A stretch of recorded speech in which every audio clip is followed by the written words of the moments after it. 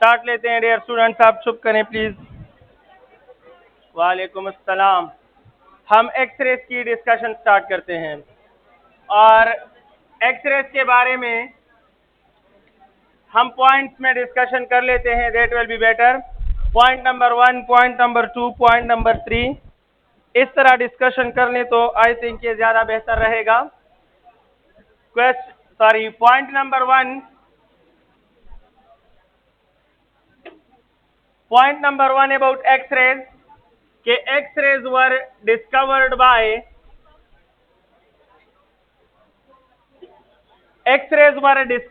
by Röntgen in 1895। रॉन्जन ने discover किए थे 1895 में डिस्कवर किए थे। और डिस्कवरी एस्पेक्ट क्या था? जब वो ही वाज सर्चिंग या he was actually evaluating the penetration ability of cathode rays। रॉन्जन क्या स्टडी कर रहा था? वो स्टडी कर रहा था penetration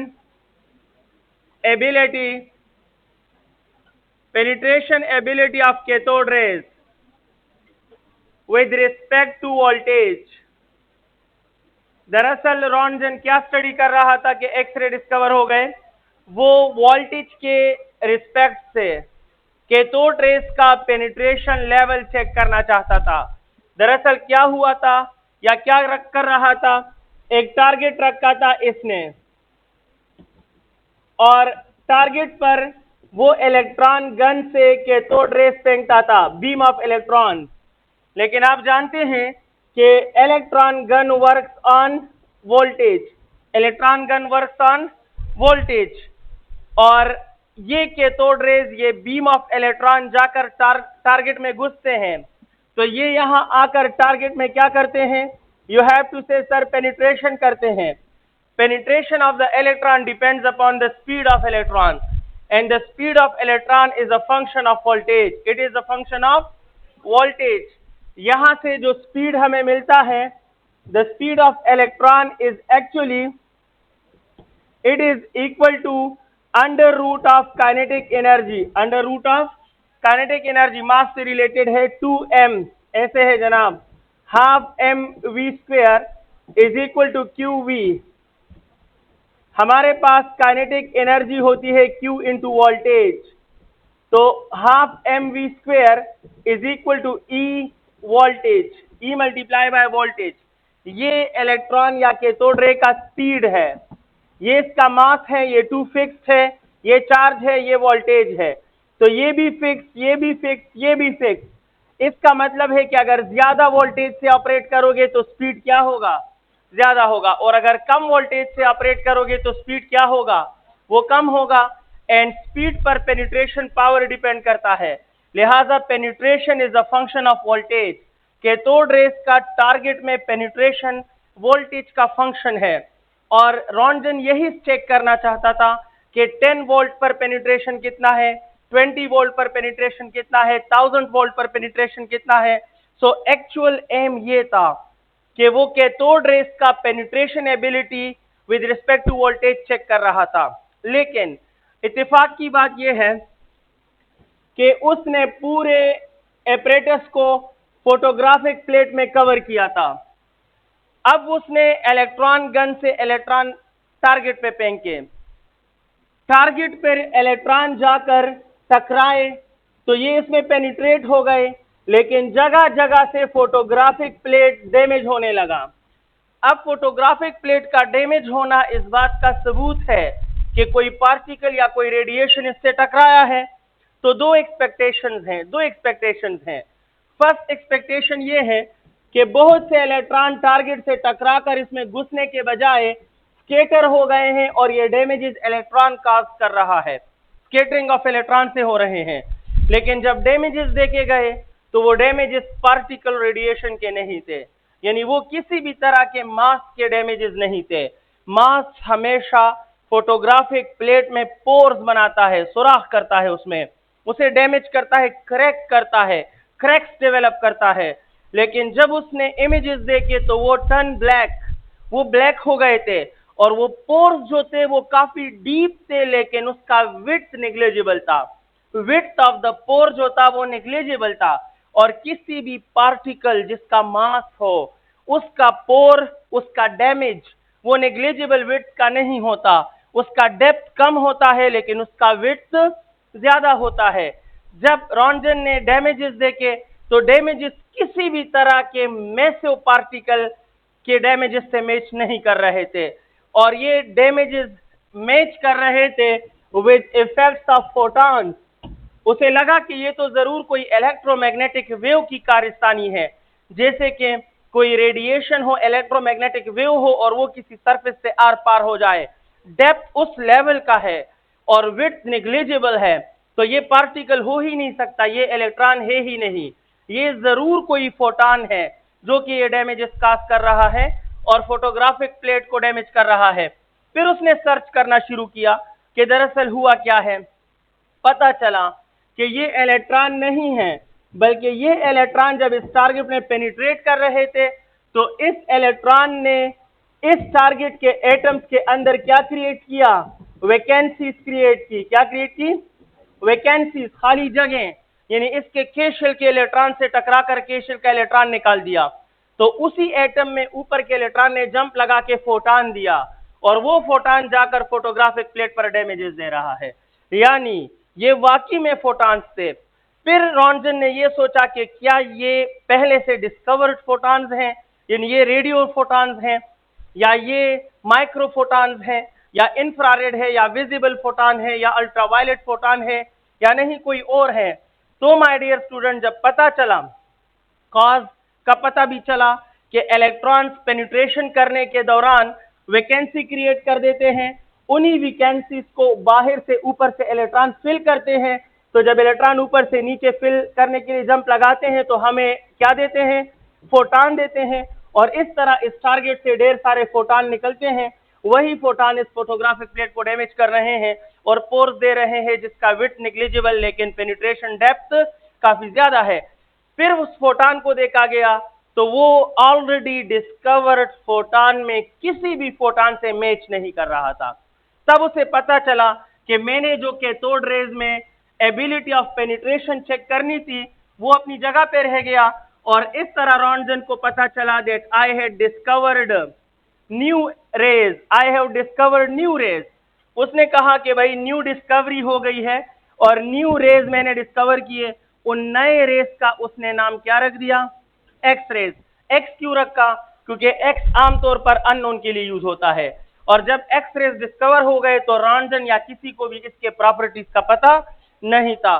फिर उसके बाद काफी इस पर रिसर्च हुआ कि भाई किस किस्म के रेडिएशंस हैं, क्या करते हैं, कहाँ कहाँ यूज होते हैं, कैसे पैदा होते हैं, कितने टाइप्स हैं, फ्रीक्वेंसी का लेवल क्या है, स्पीड क्या है, एनर्जीज क्या है, हार्मफुल इफेक्ट्स क्या है, वेवलेंस क्या है।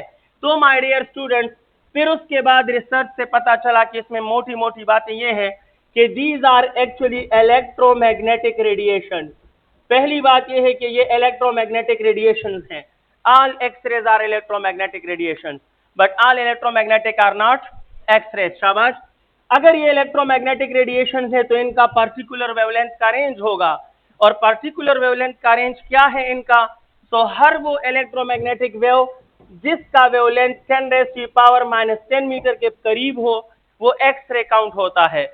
ये वो फोटॉन है जिसका 10⁻10 मीटर के करीब जो है वेवलेंथ होता है। अगर इसका वेवलेंथ ये है तो इसकी फ्रीक्वेंसी क्या हो सकती है, बता सकते हो? कहे sir frequency will be equal to c by lambda. क्या होगा? c बाय लैम्डा फॉर्मूला है, और c 3 × 10⁸ and it is 10⁻⁻10.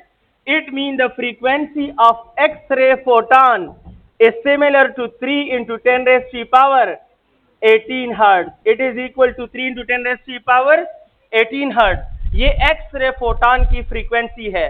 अब अगर आपसे कोई पूछे कि X-ray photon कौन सा फोटॉन होता है, हर वो फोटॉन जिसकी frequency in the range of 10⁻18 Hz हो और जिसका वेवलेंथ इंटू 10⁻⁻10 मीटर हो, that photons are called X-ray photons. ये हमारे पास एक्स-रे फोटॉन है। अगर मैं आपसे क्वेश्चन करूं इसी से रिलेटेड, अभी तक जो मैंने बातें की इसी से रिलेटेड पहला क्वेश्चन करूं, that what is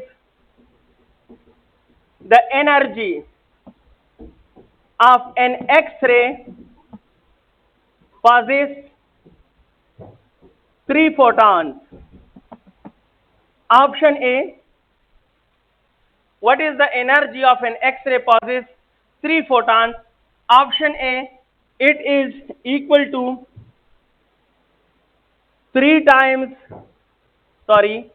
9 times of 9h into 10 raised to the power 18. Option B, 3h into 10 raised to the power 18. Option C, it will be equal to h times 10 raised to the power 18. और option D, none of these. Solution track आपको चाहिए. Answer क्या है वो मामूली बात है. Solve कैसे करोगे, आइडिया क्या है इसका? What is the solution track you have to derive? क्या होगा? शाबाश, बताएं. आंसर क्या होगा?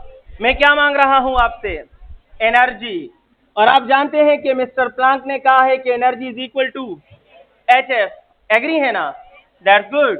तो energy is equal to H की जगह एच. मैं वैल्यू क्यों पुट नहीं कर रहा?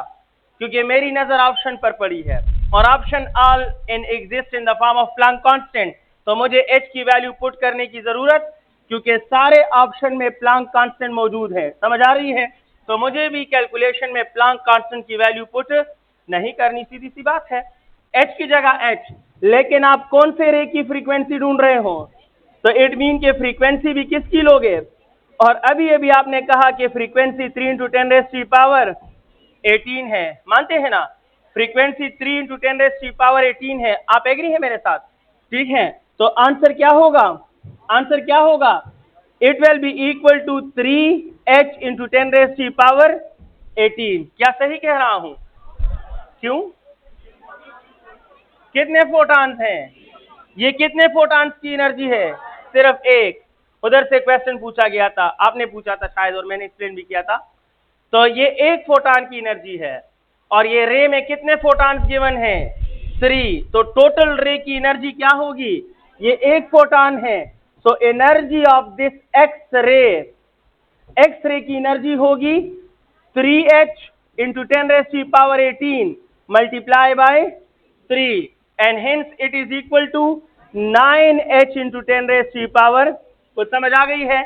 If it possesses 3 photons, then the energy in this X-ray will be 9 times of h into 10 raised to the power 18. ये X-ray बीम की एनर्जी होगी जिसमें कितने फोटॉन्स होंगे? जिसमें 3 फोटॉन्स होंगे. उम्मीद है आप समझ गए हैं. अब नेक्स्ट क्वेश्चन आप ट्राई करें. शाबाश. अभी तक एक्स-रेज की बातों से related question number 2. Question number 2 हमारा क्या है? क्वेश्चन नंबर 2 है कि how many X-ray photons exist in an X-ray beam या X-ray. How many X-ray photons exist in an X-ray of energy is equal to 27h into 10 raised to the power 18 joule. Option A. उम्मीद है समझ गए हैं. समझ गए हो ना? सो आई कैन से 9 photons. Option B 3 photons. Option C 3 photons. Option C अगर मैं कहूं कि 6 photons, और option D none of these. The correct answer will be, कितने एक्स-रे फोटॉन्स होंगे अगर एक्स-रे की total energy 27h into 10 raised to the power 18 हो? तो आप कहेंगे सर अब हमें सोल्यूशन ट्रैक का पता चल चुका है. सोल्यूशन ट्रैक क्या है? इक्वेशन लिखे, जनरल इक्वेशन लिख सकते हो. क्या होगा general equation? You have to say that sir total energy of radiation is number of photons into HF. समझ गए हैं? Total energy of radiation is equal to number of photons into HF. ये हमारे पास टोटल एनर्जी का basic equation है. अब ये कह रहे हैं कि टोटल एनर्जी कितनी है? 27h into 10 raised to the power 18. मैं नहीं कह रहा भाई, क्वेश्चन में जो आ गया वही ले रहा हूं। और नंबर ऑफ फोटॉन आपसे उगलवा रहा हूं, h अपनी जगह पर, लेकिन एक्सरे का मतलब है that you have to place the frequency 3 into 10 raised to the power 18। वो ऑलरेडी आप मालूम कर चुके हो कि the frequency of X-ray, the reference and corresponding frequency is 3 into 10 raised to the power 18। So 10 raised to the power 18 is cancelled with 10 raised to the power 18। ये हमारे पास cancellation होगी, h is cancelled with, so the number of photons n, इस 3 को इस तरफ ले आइएगा तो 27/3 n क्या होंगे, क्या होते हैं जनाब, 9 फोटॉन। समझ आ गई है? इट मीन के जिस एक्सरे की एनर्जी इतनी हो तो उसमें एक्सरे फोटॉन्स की तादाद कितनी होगी, 9 photons will be there।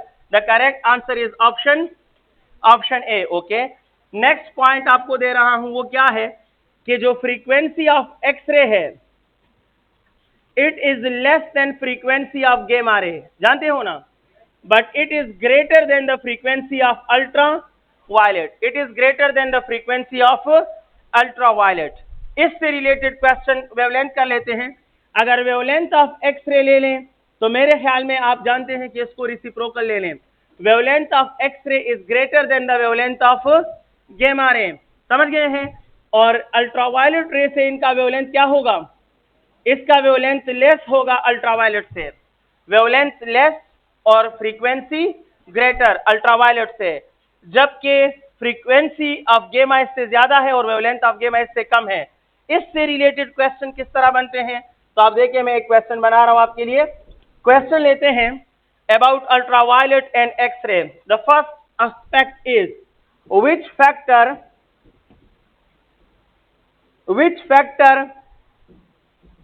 must be minimum for best quality X-ray। For best quality X-ray, which factor must be minimum?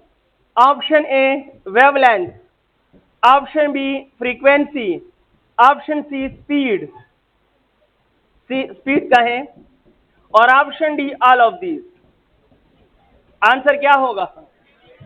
Best quality X-rays के लिए कौन सी चीज मिनिमम होगी और कौन सी चीज मैक्सिमम भी ले सकते हो। अब इससे रिलेटेड आप मुझे बताएं, एक्सरेस कहां से शुरू होते हैं, from the boundary of ultraviolet, और कहां तक होते हैं, up to the boundary of gamma. ये हमारा लेक्चर हॉल, क्लियर? ये दीवार बाउंड्री, इस दीवार से उस तरफ अल्ट्रावायलेट और इस दीवार के इस तरफ एक्सरेज, ये सारे एक्सरेज हैं, और उस दीवार तक एक्सरेज हैं और उसके उस तरफ गेमा रेज। तो ये पूरा हॉल एक्सरेज से भरा हुआ है। इसमें बेस्ट एक्सरेज कौन से होंगे, जो गेमा के साइड पे होंगे या जो अल्ट्रावायलेट के साइड पे होंगे? Poor quality x-rays are close to the boundary of ultraviolet, समझ गए हो ना? And best quality x-rays are close to the boundary of gamma, और उस तरफ फ्रीक्वेंसी क्या होगी और वेवलेंथ क्या होगा? So for the best quality x-rays wavelength must be minimum and frequency must be maximum, and for the poor quality X-rays wavelength must be maximum and frequency must be minimum। उम्मीद है आप समझ गए। और speed, best और low quality सबके लिए क्या होता है, ये तो ऑलरेडी गलत है, ऑलरेडी बात कर चुके हैं। तो मुझसे कहें सर इसका आंसर क्या होगा, लैम्डा। लेकिन अगर यही क्वेश्चन में बेस्ट क्वालिटी के बजाय पुअर क्वालिटी कहूं तो ऑप्शन क्या हो जाएगा, ऑप्शन ए से बी बन जाएगा, और यही ऑप्शन ए रहेगा अगर मैं इसको बेस्ट क्वालिटी के बजाय पुअर क्वालिटी कहूं लेकिन मिनिमम की जगह। को समझ आ गई है? तो मिनिमम मैक्सिमम में भी ऑप्शन चेंज हो रहा है, अल्टर कर रहा है बिटवीन ए एंड बी, और बेस्ट और पुअर में भी ए और बी में से ऑप्ट करोगे। समझ आ गई है?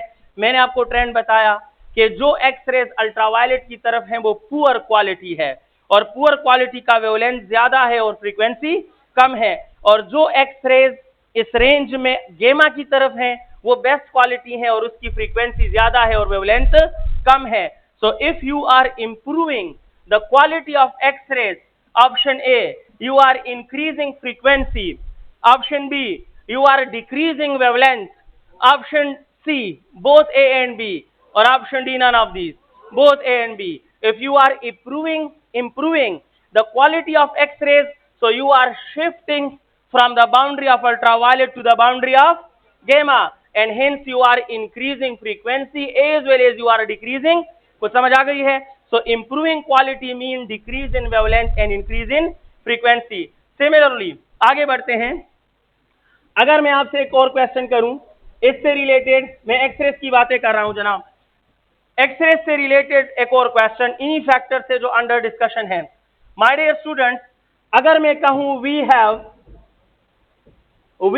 3 photons of X-rays, we have 3 photons of X-rays, A, B and C, such that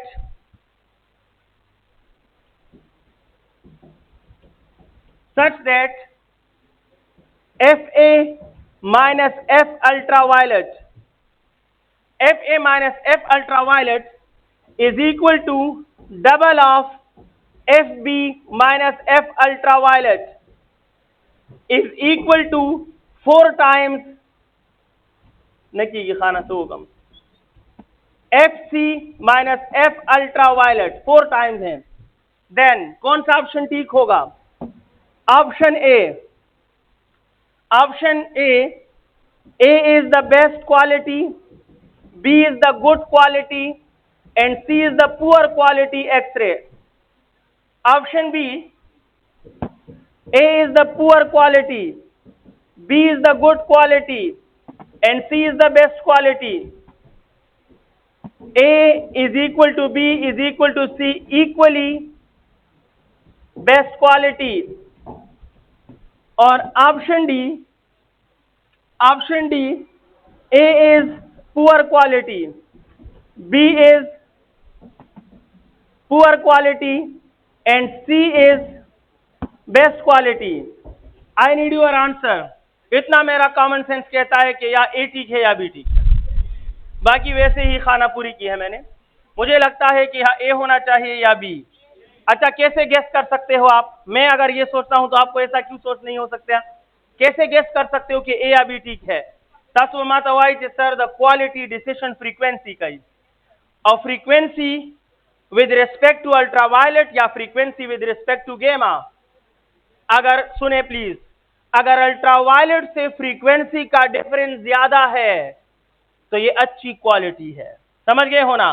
क्योंकि अल्ट्रावायलेट की फ्रीक्वेंसी वो दीवार है. अगर आप उससे डिफरेंस ज्यादा ले रहे हो then you are going close to gamma and quality is improving. कुछ समझ आ रही है? Quality is improving. लेकिन अगर डिफरेंस इन फ्रीक्वेंसी फ्रॉम गेमा ले रहे हो और गेमा से डिफरेंस बढ़ रहा है तो क्वालिटी ड्रॉप हो रही है. कुछ समझ आ गई है? You are going close to the boundary of ultraviolet. मैं कहना क्या चाहता हूं, उम्मीद है समझ रहे हैं. थोड़ा मुश्किल बोरिंग सा है मुझे लगता है ये, लेकिन मैं मजबूर हूं भाई. अगर ये पॉइंट्स नहीं बताओगे तो बस फिर टॉपिक रीड करो बुक में, आपने टॉपिक पढ़ लिया, बात खत्म. सही है ना? इसी को मॉडिफाई कर सकते हैं. एनी हाउ सच दैट अब ये 3 फोटॉन्स हैं. ए ऐसा है कि अल्ट्रावायलेट के साथ इसकी जो डिफरेंस है वो बी के अल्ट्रावायलेट के डिफरेंस के डबल है. दीप खबर पोश हुई? ज ए यमा मैं एक्सरे फोटॉन हूं ए और ये अल्ट्रावायलेट की फ्रीक्वेंसी है. मेरी frequency F A and F ultraviolet का जो डिफरेंस है वो इतना है, लेकिन बी के लिए जो डिफरेंस है वो मेरे डिफरेंस के आधा है. मेरा वाला डिफरेंस उसके डबल है. इसका मतलब है कि बी मेरे राइट साइड पे है. अगर बी का डिफरेंस 5 है तो मेरा डिफरेंस 10 है. मेरा डिफरेंस 10 है और ए का जो डिफरेंस है वो सी के डिफरेंस के 4 टाइम्स है. इसका मतलब ये हुआ कि ए सबसे क्लोज टू गेमा है और बी दूसरे नंबर पे है और सी तीसरे नंबर पे है. और आसान कर दूं, मैंने सिंबॉलिक आपको उलझाया, अब आपको डिजिटल सेटिस्फेक्शन दे देता हूं. देखिएगा, अगर my dear student this is the line of ultraviolet frequency, it is the line of ultraviolet frequency. और माय डियर स्टूडेंट फर्ज करो ये है 100. मैंने इसको क्या ले लिया?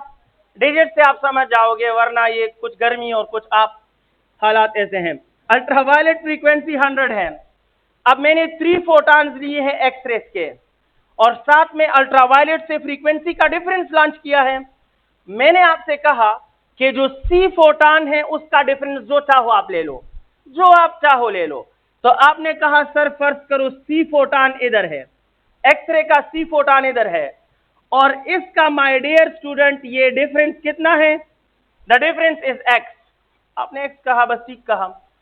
फिर ये इक्वेशन बता रहा है कि सी के लिए डिफरेंस एक्स है, तो बी का जो डिफरेंस है इधर 2 है और इधर क्या है?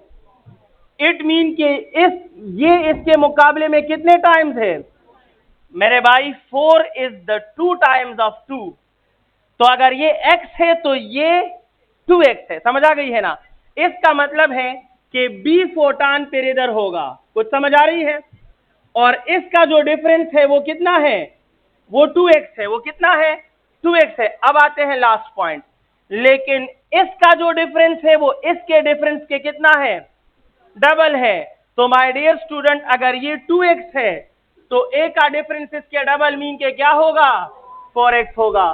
तो इधर हम लिख सकते हैं कि ये होगा a और इसका जो डिफरेंस होगा ये कितना होगा?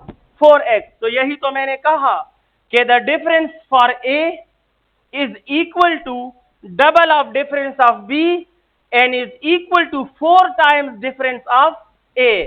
और ऐसा कहने से आपने देखा कि a फोटॉन गेमा की तरफ जा रहा है और b दूसरे नंबर पे है और c, लिहाजा a is the best photon of x-ray और b is the good photon of x-ray and c is the poor photon of. कुछ समझ आ गई है? मैंने अपनी तरफ से बताया कैसे आप कंट्रोल कर सकते हो, होल्ड कर सकते हो, it's your own ability, but the answer is that a is the best photon, b is the good photon of x-ray and c is the poor photon of x-ray among the given photon. Available photons में से ये कहानी है। Strength को opposite कर सकते हो। अगर मैं फ्रीक्वेंसी की जगह क्या ले लूं?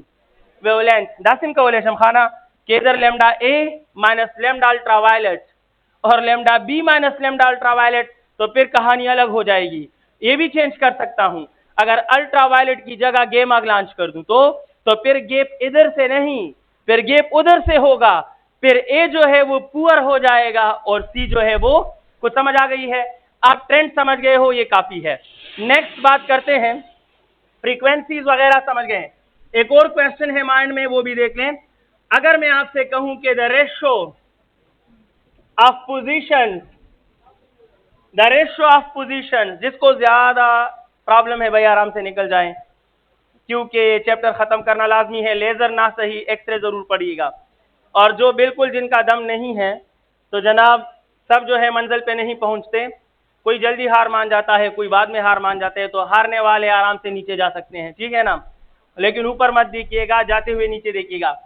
The ratio of position, the ratio of positions of x-rays and infrared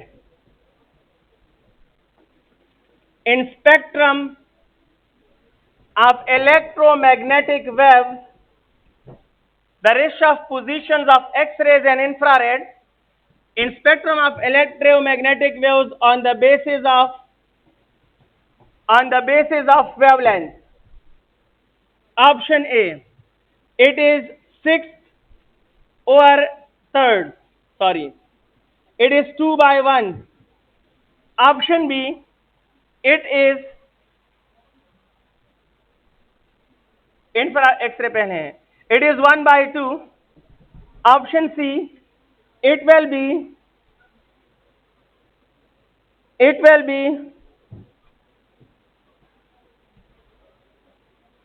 2/3 या 2/5. Option D non. सिर्फ सोल्यूशन करते हैं, बाकी मैंने गेस नहीं किया, मुझे लगता है। स्पेक्ट्रम ऑफ इलेक्ट्रोमैग्नेटिक वेव्स बना सकते हो। What is the spectrum of electromagnetic waves? How many series are there in the spectrum of electromagnetic waves? How many series are there? 7 में सबसे पहला कौन है? रेडियो रे। फिर कौन सा है? Micro rays. फिर कौन सा है? इंफ्रारेड। फिर कौन सा है? Visible raise. फिर ultraviolet, फिर X-rays, and in the last gamma rays. अब on the basis of wavelength, so on the basis of wavelength mean increase in wavelength, के wavelength minimum से maximum, और आप जानते हो कि इस मोहतरम का wavelength क्या होता है, मिनिमम, और इस नामाकूल का wavelength क्या होता है, मैक्सिमम। तो wavelength के पोजीशन काउंट करो, शाबाश। एक्सरे का पोजीशन क्या बनता है, सेकंड, लेकिन इंफ्रारेड का position 1 2 3 4 and 5। So the correct answer is 2:5। अगर on the basis of frequency कर दे फिर क्या होगा, on the basis of frequency फिर इधर से काउंट करोगे, क्योंकि फ्रीक्वेंसी इधर मिनिमम है और इधर मैक्सिमम है। अब देख लो क्या बनता है, on the basis of frequency कहानी चेंज हो जाती है, 1 2 3 4 5 एंड, तो एक्सरेज की जगह फिर क्या आएगा, 6, लेकिन इंफ्रारेड की जगह 1 2 एंड 3, तो इधर 3 आएगा and the answer will become 2 by. कुछ समझ आ गई है?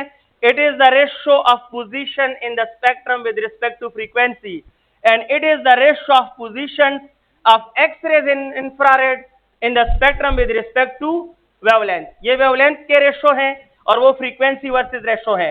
एक्सरेज की बातें मजीद बढ़ाते हैं आगे। हमने frequencies, wavelength, energies, discovery, formats पे बात की है, बीम पे बात की है, फोटॉन पे बात की है। अब इसके टाइप्स पे बात करते हैं। लिखना है ये, जल्दी करें शाबाश जल्दी। ये रिपीट कर दूं, ये क्या है जनाब, ये स्पेक्ट्रम ऑफ इलेक्ट्रोमैग्नेटिक वेव्स है, और ये हम जानते हैं कि रेडियो रेस की फ्रीक्वेंसी मिनिमम है और गेमा रेस की फ्रीक्वेंसी, तो on the basis of frequency positions क्या है, तो रेडियो रे का पोजीशन 1, इसका 2, इसका 3, इसका 4, 5, 6 और 7। तो अगर मैं कहता कि एक्स रेज और इंफ्रारेड के पोजीशंस का रेशियो ले लो on the basis of frequency, तो एक्स के लिए 6 आएगा और इंफ्रारेड के लिए क्या आएगा, और 6/3 विल प्रोवाइड यू 2/1। लेकिन अगर मैंने कहा है on the basis of wavelength, तो फिर वेवलेंथ के लिए एक्स रेज का पोजीशन क्या है, 2, उधर से काउंट करोगे ना तो वो 2 है, और इंफ्रारेड का क्या है, इंफ्रारेड का 5 है। ये भी याद रखें कि ऐसा भी होता है, अगर मैं आपसे कहूं कि how many positions are there between infrared and X rays on the basis of wavelength, तो फिर क्या होगा, तो इसका पोजीशन 3 है और इसका पोजीशन 7 है फ्रीक्वेंसी के बेस पर, तो दरमियान में 1 2 कितने पोजीशन आते हैं, 2। आप स्पेक्ट्रल डिस्कशन कर सकते हो, एक्स रेज से जुड़ा हुआ कोई भी क्वेश्चन चाहे डायरेक्टली हो चाहे इनडायरेक्टली हो, आप उसका सामना करोगे। नेक्स्ट पॉइंट हमारे पास है types of X rays. How many types of X rays are there, 2 types. बिल्कुल मैं मानता हूं फिजिक्स में 2 टाइप्स हैं, लेकिन a little bit difference is there as well. Types of X rays के बारे में मैं क्वेश्चन कर लेता हूं पहले, फिर एक्सप्लेन करता हूं, डोंट वरी। पहला question about types of X rays. First question, don't talk please. अगर मैं कहूं कि the type of X rays are based on option A quality of X rays, option B quantity of X rays, option C nature of target, और option D none of these. शाबाश। The types of X-rays are based on nature of target, quality of X-rays, quantity of X-rays, या none of these? Nature of target। और कोई? The actual answer is none। अब reason क्या है, यही question मेरा बहाना है टाइप्स को थोड़ा सा एक्सप्लेन करने का, ठीक है। अगर मैं कहूं नॉन, तो क्यों नॉन भाई, because types are based on method of production। method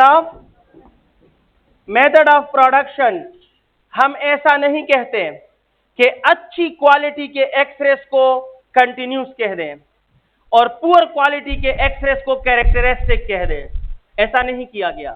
तो क्वालिटी टाइप्स बनाने का रेफरेंस नहीं है। हम ऐसा नहीं कहते कि एक्सरेज की मिकदार ज्यादा हो गई तो ये कंटिन्यूस है और एक्सरे की मिकदार कम हो गई तो ये कैरेक्टरिस्टिक है, ये भी गलत है। हम टाइप्स इससे भी नहीं बनाते। तो क्वालिटी और क्वांटिटी तो है ही नहीं। अब टारगेट का नेचर बदलोगे तो याद रखना टारगेट ऐसा होगा जो एक्सरे दे देगा और ऐसा भी होगा जो एक्सरे नहीं देगा। तो टारगेट बदलने से, उसका नेचर बदलने से रेडिएशन बदलते हो लेकिन एक्सरे के टाइप नहीं बदलते हो। समझ आ गई है? यानी टंगस्टन रखोगे तो आपको ट्रांजिशन से एक्सरेज मिलेंगे, बट सोडियम रखोगे तो आपको ट्रांजिशन से विजिबल लाइट मिलेगा, येलो लाइट मिलेगा। कुछ समझ आ रही है? कैथोड रेज हैं, मेरे हाथ में ये इलेक्ट्रॉन गन है और सामने दीवार टंगस्टन का है, मैं इससे इलेक्ट्रॉन उस पर दे मारता हूं तो इस हॉल में एक्सरेज डेवलप होंगे और इसी इलेक्ट्रॉन गन के सामने वहां टंगस्टन के बजाय सोडियम रखता हूं तो ये हॉल विजिबल लाइट और येलो लाइट से भर जाएगा। कुछ समझ आ गई है? तो इससे टाइप्स ऑफ एक्सरे चेंज नहीं होते कि पहले वाला कंटिन्यूस था और दूसरे वाला कैरेक्टरिस्टिक हुआ। इट मीन के नेचर ऑफ टारगेट पे भी टाइप्स डिपेंड। अगर आपने एक्सरेज लेने हैं तो टारगेट एक ही होगा और वो क्या होगा? Tungsten. The best target to produce x-rays क्या है? Tungsten. Tungsten best suitable energy देता है एक्सरेज डेवलप करने का, तो कोई नहीं है। अब आप कहें सर मेथड ऑफ प्रोडक्शन आप क्लेम कर रहे हो तो एक्सप्लेन भी करोगे, तो मैं कहूंगा माय डियर स्टूडेंट, हमारे पास एक्सरेज यानी उस दीवार से लेकर उस दीवार तक बाउंड्री ऑफ गेमा एंड बाउंड्री ऑफ अल्ट्रावायलेट के दरमियान के जो फोटॉन्स हैं, ये फोटॉन हम मुख्तलिफ तरीकों से पैदा कर सकते हैं। अगर हम इसको चार्ज को स्लो करके पैदा कर रहे हैं तो कंटिन्यूस, और अगर हम टंगस्टन में ट्रांजिशन से पैदा कर रहे हैं तो कैरेक्टरिस्टिक। कुछ समझ आ गई है? इट मीन के वाकई में ये मेथड ऑफ प्रोडक्शन पे डिपेंड करते हैं। हम दो टेक्निक्स यूज करते हैं, बेसिकली 3 है, तीसरे पे बात नहीं करूंगा, केमिस्ट्री में है। Anyhow method of production 2 है my dear student. You can generate the x-ray photons by 2 methods in practical life. The first method is slowing down a fast moving electron. जब फास्ट मूविंग इलेक्ट्रॉन को आप slow करोगे तो x ray पैदा कर सकते हो। जब फास्ट मूविंग इलेक्ट्रॉन को स्लो करोगे तो एक्सरे पैदा कर सकते हो। और दूसरा है inner shell transition. Inner shell transition in tungsten. Tungsten के एटम में इनर शेल ट्रांजिशन से भी एक्सरे का फोटॉन पैदा होता है। इनर शेल पेज नहीं खाना, के शेल, एल शेल और के, एल और M, first second and third. First second and third shells are inner shells. तो टंगस्टन के इन 3 शेल्स में ट्रांजिशन से भी एक्सरेज डेवलप होते हैं। अब मैं इसको एक्सप्लेन कर रहा हूं a little bit along with some MCQs as well, and मुझे सिर्फ 10 मिनट चाहिए, नॉट मोर देन दैट। हमारे पास है जनाब प्रोडक्शन मेथड। अगर ये फास्ट मूविंग इलेक्ट्रॉन है, सवाई खाना सवाखलमा हुआ बखलमजा, आप नोट करें जाबर, नोट करें जल्दी करें।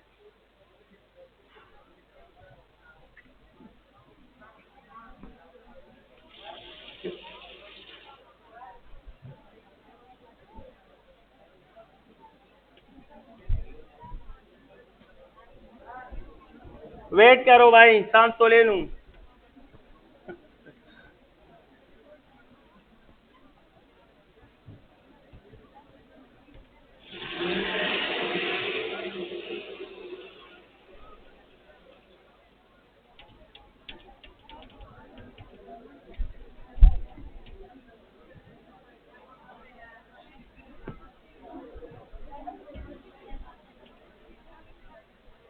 अच्छा सुने, सुनाए पहले, शाबाश। कौन बोल रहा है? हाँ बोले, हाथ उठाएं जिस ताकि मैं सुन सकूं। बोले शाबाश, जिसका कोई क्वेश्चन हो पूछ सकते हैं, हाथ उठाएं प्लीज। कुछ नहीं है? सही है। अच्छा जनाब, मेथड को देखें। अगर ये इलेक्ट्रॉन काफी फास्ट है, फास्ट मूविंग इलेक्ट्रॉन है, इसका मतलब है कि इसमें बहुत ज्यादा काइनेटिक एनर्जी है, बहुत ज्यादा काइनेटिक एनर्जी है। अब ये मूव कर रहा है, बट मैंने इसके सामने एक नेगेटिव पोटेंशियल रख दिया। तो आप जानते हो कि इलेक्ट्रॉन क्या है? इलेक्ट्रॉन नेगेटिव चार्ज है। अगर सामना नेगेटिव पोटेंशियल से अचानक पड़ेगा तो इनके दरमियान क्या क्रिएट होगा? रिपल्शन क्रिएट होगा, और ये रिपल्शन इस इलेक्ट्रॉन को आगे जाने के दौरान क्या करेगा? बट स्लो करने का मतलब है कि वही ज्यादा काइनेटिक एनर्जी क्या हो रही है। लेकिन माय डियर स्टूडेंट, आप अच्छी तरह जानते हो energy can neither be created not destroyed. If one form of energy is decreasing then definitely there must be another form जो गेन के फॉर्म में होगा। If there is an input as a loss of energy in one form, then there must be an output as a gain of energy in another form। समझ आ गई है? अगर energy के एक फॉर्म में लॉस होकर इनपुट बन रहा है तो दूसरे फॉर्म में गेन होकर आउटपुट जरूर बनेगा। अगर यहां एनर्जी डिक्रीज हो रही है तो law of conservation of energy और क्लासिकल इलेक्ट्रोमैग्नेटिक थ्योरी, जिसको बोर ने मॉडिफाई किया था कि अगर चार्ज हो और उसमें टेंजेंशियल एक्सेलरेशन हो, टेंजेंशियल एक्सेलरेशन मीन के उसके मोशन की वैल्यू कम हो रही हो, तो उस वक्त वो रेडिएशन इमिट करेगा। वो क्या करेगा? वो रेडिएशन इमिट करेगा। यहां पर इलेक्ट्रॉन चार्ज है, अगर इसका मोशन डिक्रीज हो रहा है तो इसमें टेंजेंशियल एक्सेलरेशन होगा। And classical electromagnetic theory means कि अगर charge particle under the effect of tangential deceleration हो तो उससे रेडिएशन इमिट होना लाजमी है, law of conservation of energy के मुताबिक। तो जब जब ये स्लो होगा तब तब ये रेडिएशन इमिट करेगा, और रेडिएशन मीन के क्या इमिट करेगा माय डियर स्टूडेंट्स? फोटॉन। लेकिन आप अच्छी तरह जानते हैं कि ये फोटॉन्स जो है HF होते हैं। क्या होते हैं? HF। अब ये डिपेंड करता है, इंटरेस्टिंग है, गौर से सुने, ये डिपेंड करता है माय डियर स्टूडेंट, हमने फ्रीक्वेंसी पढ़ी है 3 × 10⁻18। किसकी फ्रीक्वेंसी? मेरी, आपकी? एक्सरे फोटॉन की। तो भाई एक्सरे फोटॉन की ये फ्रीक्वेंसी है। मैं और आपको समझना चाहिए कि अगर ये फोटॉन 3h × 10⁻18 जूल का हो तो ये एक्सरे होगा। और ये कब होगा? कल है भाई खाना। दस बोआई जी sir, the initial kinetic energy और फाइनल काइनेटिक एनर्जी की कम लॉस से, कम डिफरेंस से, अगर वो डिफरेंस इस एनर्जी का है then we will get x-ray photon, we will get. लेकिन अगर the decrease in kinetic energy इससे कम हो तो अल्ट्रावायलेट फोटॉन मिलेगा, और अगर डिक्रीज इन काइनेटिक एनर्जी इससे ज्यादा हो then you will get a gamma ray photon. यहां मुझे बताएं how many photons we can generate? Infinite. Reason वाया जगह खाना कि ये आर्टिफिशियल है और हम लॉस ऑफ काइनेटिक एनर्जी अपनी मर्जी से लेते हैं। अगर ये नेचुरल होता तो नेचर हमेशा डिस्क्रीट पे ईमान रखता है। डिस्क्रीट मीन कि ये करता हूं, ये नहीं करता, फिर ये करता हूं। लेकिन आर्टिफिशियल है तो हम ये भी कर सकते हैं, ये भी कर सकते हैं, ये भी कर, समझ आ गई है? But all electromagnetic waves can be artificially generated. So the actual number of photons exist in this universe, can be generated in this universe is infinity। कुछ समझ आ रही है? Infinite photons। Anyhow, let me proceed। इस तरीके से जो photons पैदा हों और वो फोटॉन इस एनर्जी के हों या इस फ्रीक्वेंसी के हो तो वो तो एक्सरे के हैं। इन एक्सरेज का नाम क्या रखा गया है? Continuous x-rays. अगर एक पॉइंट जरूर बताऊंगा, एक छोटा सा पॉइंट, ये कंटिन्यूस, सिंपल कंटिन्यूस एक्सरेज हैं, और आप देख रहे हो कि क्वालिटी या क्वांटिटी या टारगेट पे डिपेंड नहीं कर रहा, प्रोडक्शन मेथड पे डिपेंड कर रहा है। अगर आप चाहो कि इसकी क्वांटिटी बढ़ा दो, क्या करोगे? फैक्टर है भाई, इंपॉर्टेंट है। If you want to increase the quantity of continuous x-rays, what you have to do? शाबाश, कहें सर यो चार्ज पजेद स्टॉप का। एक इलेक्ट्रॉन को स्लो कर रहे हो, 10 फोटॉन्स ऑफ एक्सरे पैदा हो रहे हैं, तो उसी वक्त 2 इलेक्ट्रॉन को स्लो करो, 20 फोटॉन्स डेवलप होंगे। कुछ समझ आ रही है? So increasing the number of flowing electrons you will increase the quantity of continuous x-rays. Decreasing the number of slowing down electrons you will decrease the quantity of continuous x-ray. समझ तो हुई कि कंटिन्यूस एक्सरे की quantity आप कम भी कर सकते हो और and the operator for it is number of electrons जो आप स्लो कर रहे हो। समझ आ गई है? अगर ज्यादा इलेक्ट्रॉन को बैक वक्त स्लो कर रहे हो, कंटिन्यूस एक्सरेज की इंटेंसिटी ज्यादा होगी, और अगर कम इलेक्ट्रॉन को बैक वक्त स्लो कर रहे हो तो कंटिन्यूस एक्सरेज की क्वांटिटी कम होगी। अब आते हैं क्वालिटी पे। किस चीज पे? क्वालिटी पे। जल्दी से बताएं, शाबाश। क्वालिटी ऑफ कंटिन्यूस एक्सरेज कैसे इंप्रूव करूंगा, कैसे पुअर और गुड में कैसे फर्क करूंगा? पर क्वालिटी को पोयश होई का ना, उस बाउंड्री की तरफ जाना mean you are making the quality low, poor quality, और इधर आने का मतलब है बेस्ट क्वालिटी। इस कंटिन्यूस एक्सरे की क्वालिटी कैसे बेस्ट होगी? नो सिंपल खबर अदा तस वो है कि sir it is the role of change in kinetic energy. So continuous x-rays में दो फैक्टर्स हैं। कितने फैक्टर्स हैं? Change in kinetic energy and electrons जिसको स्लो कर रहे हैं। इलेक्ट्रॉन्स की तादाद को कम ज्यादा करो तो कंटिन्यूस एक्सरेज की क्वांटिटी और इंटेंसिटी कम ज्यादा होती है, और energy change decrease in kinetic energy को कम ज्यादा करो तो आप एक्सरे फोटॉन को अल्ट्रावायलेट की तरफ भी शिफ्ट कर सकते हो, और आप इसको गेमा की तरफ भी। समझ आ गई है? So it is the quality controller of continuous x-ray and the number of electron is the quantity controller of continuous. समझ आ गई है? मैंने कंटिन्यूस एक्सरे बताया और ये आप समझ गए हो कि वाकई sir the types are based on the method of production. अब सेकेंड बता रहा हूं। एक होता है चार्ज को स्लो करना बाय नेगेटिव पोटेंशियल, तो ये कंटिन्यूस एक्सरे होंगे। लेकिन अगर आप कोलिजन से चार्ज को स्लो करो, इलेक्ट्रॉन स्लो हो सकते हैं बाय कोलिजन एज वेल। यहां से इलेक्ट्रॉन एंटर हुआ और आपने इधर इतने ज्यादा बिखरे हुए पार्टिकल्स रखे हैं और उनसे टकरा टकरा कर ये स्लो हो रहा है, और फौरन एब्रप्ट इसकी एनर्जी लाखों से हजारों में गिर रही है, तो the loss in energy must be radiated in the form of radiation. समझ गए हो ना? इस वक्त जो एक्सरे होंगे वो कंटिन्यूस है, बट उसको इतना मुश्किल नाम देते हैं ब्रेम-स्ट्रॉलंग। समझ गए हो ना? ये ब्रेम-स्ट्रॉलंग एक्सरेज। अगर कोई पूछे इन दोनों में क्या फर्क है, कॉमन क्या है और फर्क क्या है, तो कॉमन ये है कि ये भी कंटिन्यूस एक्सरेज हैं और ये भी कंटिन्यूस एक्सरेज हैं। These are the X-rays emitted by charged particles when it is decelerated. It is also the X-rays emitted by charged particles when they are decelerated. ये common है। Difference क्या है? The cause of deceleration is potential and the cause of deceleration is collision. The cause of deceleration is collision. तो Bremsstrahlung X-rays जो है ये another technique है, और देखो ये एक और टाइप बन गया। So type of X-rays completely based on the method of production. जी जी बोलिए। बिल्कुल। Frequency based, quality based, effect based. आप एक टारगेट हो, अल्लाह ना करे, सही है ना? और मेरे पास ये एक्सरे बीम है और ये दूसरा एक्सरे बीम है माय डियर स्टूडेंट, और मैंने आपको हिट किया क्योंकि आपने मुझे रोका और गलत जगह पे रोका। कोई बात नहीं, मैंने आपके माथे पे हिट किया, आपके माथे पे 0.01 मिलीमीटर का स्पॉट बन गया, और इससे मैंने हिट किया एक्सरे फोटॉन है और 0.0001 मिलीमीटर का स्पॉट बन गया। पेनिट्रेशन का कह रहा हूं। सो इसकी क्वालिटी बेस्ट है और इसकी क्वालिटी पुअर है। Penetration ability, frequency ability, energy ability, सब आप अच्छा क्वेश्चन करते हो। मुझे आपका प्रीवियस क्वेश्चन भी अच्छा लगा था, सही है। अभी भी आपको अच्छा आंसर दे रहा हूं।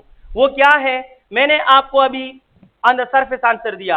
The best quality represent total energy in one photon. अगर एक्सरे के सिंगल फोटॉन में एनर्जी की वैल्यू ज्यादा है, ये बेस्ट क्वालिटी है, और अगर उसके सिंगल फोटॉन में एनर्जी की वैल्यू कम है तो फिर लो क्वालिटी है। अल्ट्रावायलेट की बाउंड्री पर जो एक्सरेज होते हैं उसका हर फोटॉन छोटा और एनर्जी कम होती है, फ्रीक्वेंसी कम होती है, और गेमा की बाउंड्री पर जो फोटॉन्स ऑफ एक्सरेज हैं हर फोटॉन बड़ा और एनर्जी से पूरा भरा हुआ होता है। समझ आ गई है? उसकी क्वालिटी बेस्ट होती है। आगे बढ़ सकते हैं। ये हमारे पास है हमारे स्टूडेंट्स, आप समझ गए। अब मैं ट्रांजिशन से समझाता हूं आपको। Yes please. कोलिजन न्यूक्लियस से होता है, कैसे होता है बुक में नहीं है, तो फिर उसको एक्सप्लेन करूंगा, आप बिल्कुल ट्रैक से हट जाएंगे। सिर्फ इतना याद रखें कि चार्ज को स्लो करने से हम उससे एक्सरे फोटॉन ले सकते हैं, लेकिन स्लो करने के टेक्निक दो हैं। या तो सामने अपोजिट पोटेंशियल रखो, स्लो हो जाएगा, और या रास्ते में हर्डल्स और पार्टिकल्स कर दो तो टकराने से स्लो हो जाएगा। तो अगर कोलिजन से स्लो होगा तो ब्रेम-स्ट्रॉहलैंग एक्सरेज, समझ गए हो ना। लेकिन अगर पोटेंशियल से स्लो करोगे तो सिंपल कंटिन्यूस, दोनों सेम ही है, बट कोलिजन स्लो डाउन करता है, पोटेंशियल स्लो डाउन करता है। आगे बढ़ते हैं, third one, the third one is characteristic inertial transition. जो इससे बन जाए उसको क्या बोलते हैं, उसको बोलते हैं कंटिन्यूस एक्सरेज, और जो इनर्शियल ट्रांजिशन से बन जाए उसको बोलते हैं कैरेक्टरिस्टिक एक्सरेज। कैरेक्टरिस्टिक एक्सरेज की कहानियां क्या है? So my dear student, let us suppose it is a tungsten element, a tungsten atom, और ये टंगस्टन एटम का के शेल है, ये टंगस्टन एटम का एल शेल है, ये टंगस्टन एटम का एम शेल है, और ये है my dear student higher orbit. The last orbit which can deliver an X-ray photon is, गलत से और बोले, शाबाश, सही है, फोटॉन तो दे सकता है लेकिन एक्सरे फोटॉन इंफिनिटी से नहीं आता प्रैक्टिकल लाइफ में। यानी वो फोटॉन जो उस दीवार से उस दीवार के दरमियान में आए, इस जगह में हो, वो टंगस्टन के एटम के किस ऑर्बिट से मिल सकता है? उससे आगे से नहीं मिल सकता। Sixth orbit. कौन सा ऑर्बिट? Sixth orbit. ये first, second, third, fourth, fifth and sixth orbit is the last orbit for x-ray photon. कुदरत का निजाम है जनाब। टंगस्टन के एटम के अंदर एनर्जी का डिस्ट्रीब्यूशन अल्लाह ने ऐसे किया है कि अगर इससे ऊपर ऑर्बिट से ट्रांजिशन होगा तो जो एनर्जी आपको फोटॉन फॉर्म में मिलेगी वो या तो एक्सरे रेंज से इस तरफ निकल जाएगा और या एक्सरे रेंज से, कुछ समझ आ गई है, तो वो एक्सरे के रेंज में लाई नहीं करता। So x-ray photons corresponds to the sixth orbit of tungsten. खबर है पोए खाना, सिर्फ सिक्स्थ ऑर्बिट तक जो फोटॉन आपको मिलेंगे वो एक्सरे होंगे, लेकिन ट्रांजिशन कहां से होगा? सिक्स तक हो सकता है, और किस में होगा? तो के में हो सकता है, एल में हो सकता है और एम में। अब कहानी सुने, अगर इस के शेल में इलेक्ट्रॉन है और हमने बाहर से कोई इलेक्ट्रॉन, कोई पार्टिकल लिया और इस के शेल के इलेक्ट्रॉन को हिट किया, हिट करने से ये यहां से निकल गया, निकल जाने से, गौर करें, कोलिजन वो सुन ले, ब्रेम-स्ट्रॉहलैंग का ओरिजिनल आइडिया सुन ले, बता सकता हूं। ये पार्टिकल है कौन सा? इंसिडेंट, कम या खाना, और अक्सर इलेक्ट्रॉन को आयनाइज करने के लिए कौन सा पार्टिकल लिया जाता है? The best particle to ionize electron is proton, neutron, electron. शाबाश, लॉजिक है इसमें, अच्छा है। न्यूट्रॉन, न्यूट्रॉन चिकम हेवी भी आगा बेस्ट का नाम, और न्यूट्रॉन सबसे हेवी होता है ना, तो neutron is the best particle to ionize electron या proton? which one is the poor particle to ionize electron from any orbit of an atom? Proton. वो नेगेटिव है, ये पॉजिटिव है, स्ट्रॉन्ग अट्रैक्शन डेवलप करेगा तो जाने के बजाय चिमट सकता है उसके साथ, समझ आ गई है? इट मीन उसे वहां रोक सकता है। तो my dear student, neutron neutral है, मास में इतना फर्क नहीं है, लेकिन इलेक्ट्रॉन नेगेटिव है, और जब आप उसको हिट करोगे तो वेलोसिटी भी उसे कहेगा दफा हो जाओ, मास भी उसे कहेगा निकल जाओ, समझ आ गई है, और चार्ज भी उसे कहेगा कि ऑर्बिट छोड़कर चले जाओ, कुछ समझ आ गई है? सो इलेक्ट्रॉन आयोनाइजेशन के लिए बेस्ट इंसिडेंट पार्टिकल कौन सा होता है? इलेक्ट्रॉन ही होता है, चार्ज पार्टिकल है। अब ये इलेक्ट्रॉन है, के शेल इलेक्ट्रॉन पर मैंने फेंका, आप देखिए प्लीज सुने, ये इलेक्ट्रॉन आ रहा है, खबर और खाना, ये आ रहा है, इसने इसको हिट किया, वैकेंसी क्रिएट हो गई, लेकिन ये गुम नहीं हुआ, पार्टिकल है, बट आपने इसको इतनी एनर्जी दी थी कि इसने इसको भी निकाल लिया, और खुद भी अभी भी इसमें अच्छी खासी काइनेटिक एनर्जी है, लेकिन इसको निकालने के बाद ये इलेक्ट्रॉन स्केटर हुआ और न्यूक्लियस से टकरा गया, और न्यूक्लियस से टकराने से रिफ्लेक्ट होने से पहले ये फास्ट था और बाद में क्या हो गया? तो न्यूक्लियस के अगेंस्ट कोलिजन से वो इलेक्ट्रॉन इंसिडेंट इलेक्ट्रॉन, कौन सा इलेक्ट्रॉन? या इंसिडेंट इलेक्ट्रॉन, या जो यहां से आयोनाइज होकर जा रहा है रास्ते में न्यूक्लियस से टकरा गया, और जाने के दौरान उसकी एनर्जी ज्यादा थी, न्यूक्लियस से टकराने के दौरान क्या हो गई? तो इस न्यूक्लियस से टकराने से फास्ट इलेक्ट्रॉन स्लो हो जाएगा और अचानक एक्सरे फोटॉन दे, इट इज ब्रेम-स्ट्रॉहलैंग एक्सरे, समझ आ गई है? दालुंडेर ग्रान देता हूं पेजन नहीं, समझ आई है? ये कोलिजन की वजह से स्लो डाउन हुआ, कंटिन्यूस एक्सरेज होगा, पोटेंशियल की वजह से नहीं है, तो ब्रेम-स्ट्रॉहलैंग एक्सरेज। लेकिन हम तो कैरेक्टरिस्टिक पढ़ रहे हैं, आगे देखिएगा, अगर ये इलेक्ट्रॉन यहां वैकेंसी क्रिएट कर गया तो ऊपर ऑर्बिट से इलेक्ट्रॉन चाहे वो इससे जंप लगाए, इससे लगाए, इससे लगाए, इससे लगाए या इससे लगाए, लेकिन 7 से अगर जंप लगाएगा तो वो गेमा रे फोटॉन होगा, बट वो एक्स रे फोटॉन। समझ आ रही है? ओके, बताओ कि इस के शेल में कितने फोटॉन बन सकते हैं? 5। कितने? 5। और आपको पता है कि के शेल में जो फोटॉन बनते हैं, के अल्फा जो सेकंड से फर्स्ट में आए, के बीटा जो थर्ड से फर्स्ट में आए, और के गेमा जो फोर्थ से फर्स्ट में आए, और के लैम्डा भी लेते हैं, सिग्मा भी लेते हैं, और के रो। So how many K characteristic photons are there of x-ray? 5 characteristic photons of K characteristics are there. इसको के कैरेक्टरिस्टिक एक्स-रे बोलते हैं। अगर आपने इसको लैम्डा कहा, नोबिया बापा हर सीरीज की ओर लैम्डा आए। फोर्थ फोटॉन अगर आपने लैम्डा कहा तो हर सीरीज में फोर्थ फोटॉन फिर क्या होगा? लैम्डा। अगर आपने सिग्मा कहा तो फिर सिग्मा रहेगा। 6th ऑर्बिट के बाद फोटॉन एक्स-रे रेंज से निकल जाएगा। नेक्स्ट पॉइंट, अगर इलेक्ट्रॉन इधर के बजाय एल शेल में हो तो ये के सीरीज एक्स-रेज हैं। अगर आपने इसके इलेक्ट्रॉन को इजेक्ट करके वैकेंसी क्रिएट की तो ऊपर से जंप लगाने से जो फोटॉन मिलेंगे वो L alpha, L beta, L गेमा और L sigma. Why not L rho? Because 6th orbit is the last orbit. 6th orbit is the last orbit. So there are 4 X-ray photon exist in L characteristic X-rays. समझ आ रही है? अब जल्दी से बताओ शाबाश, K जो है वो बाउंड्री ऑफ गेमा के साथ होंगे या L जो है वो बाउंड्री ऑफ गेमा के साथ होंगे? तुम्हारा हुआड़म नहीं पदे हो पोएगी क्या? जो सुमन द ऑर्बिट गिव्स ज्यादा एनर्जी बा, और एनर्जी ज्यादा होगी तो बेस्ट क्वालिटी के होंगे। तो के वालों की एनर्जी ज्यादा है और एल वालों की energy, so L is a good photon of x-ray, but K is the best quality x-ray photon. K क्या है? Best quality x-ray photon. कुछ समझ आ रही है मेरी बातें? अब अगर वैकेंसी एम शेल में हो और ये क्रिएट करो तो how many photon you can generate of x-ray? Only 3, M alpha, M beta और M gamma, and they are the poor quality photons exist on the ultraviolet boundary. समझ आ गई है? ultraviolet boundary photons in the mid, these are the photons and K characteristic X-rays. उस पयो खबर न पोएगम 10 जगह दरतो हम जो खबर वाइंड अप शो। बस इसके बाद क्वालिटेटिव बातें हैं, 3-4 पॉइंट से लिख लूंगा और जाए। ये कैरेक्टरिस्टिक एक्सरे के हैं, टोटल कितने हैं? मैं इसकी इंटेंसिटी बढ़ाना चाहता हूं, क्या करूं? मैंने कंटिन्यूस की इंटेंसिटी बढ़ाने के लिए क्या किया? इलेक्ट्रॉन्स की तादाद ज्यादा कर दी। तो इधर क्या करूंगा? ये तो टोटल 5 फोटॉन्स हैं और मैं इस हॉल में के कैरेक्टरिस्टिक के 1000 फोटॉन लेना चाहता हूं। तो 5 फोटॉन को 1000 कैसे बना सकता हूं? नतासुब माता वाई थी सर, एक एटम में ना करो ना, ये टंगस्टन का एक एटम है तो 5 फोटॉन दे सकता है के एक्स-रे का। आप 2 एटम में कर दो, 3 एटम में कर दो। तो अगर इस हॉल में के एक्स-रेस के फोटॉन को इंटेंसिटी में बढ़ाना चाहते हो so increase the number of atoms of tungsten. So the intensity of characteristic X-rays can be increased by increasing the atom of tungsten, increasing the atoms of tungsten. यवा खबरा बला खबरा कम दा तसमात दी हो गोरी लग। यहां से वैकेंसी कौन क्रिएट करेगा? Incident electron. खबर पोए गई?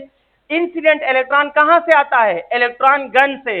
इलेक्ट्रॉन गन में क्या है? जेनरेटिंग वोल्टेज है। तो अगर जेनरेटिंग वोल्टेज ज्यादा करोगे, इलेक्ट्रॉन गन ज्यादा इलेक्ट्रॉन देगा, ज्यादा एटम में ज्यादा वैकेंसी क्रिएट होंगे, तो एक्स-रे भी समझ आ गई है?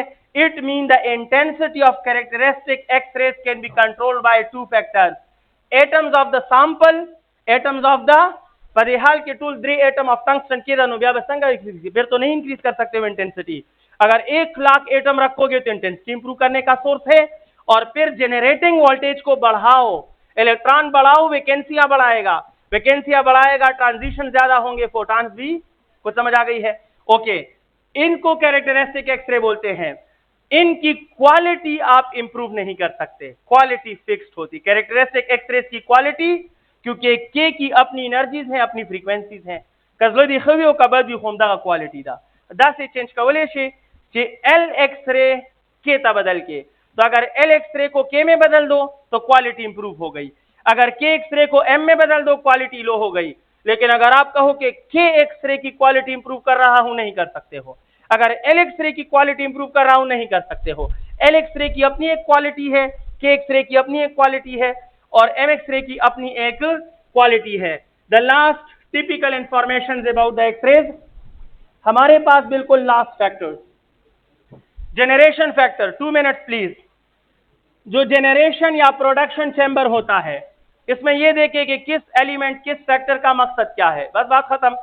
इसमें होता है माय डियर स्टूडेंट एक फिलामेंट, फिलामेंट से लगा होता है एक वोल्टेज V1, इसके सामने होता है इलेक्ट्रोड, फिर होता है टंगस्टन का टारगेट, इसके अंदर होता है कॉपर का रॉड, और इसके साथ लगे होते हैं कार्बन के फिलिंग्स, और इधर लगा होता है V2।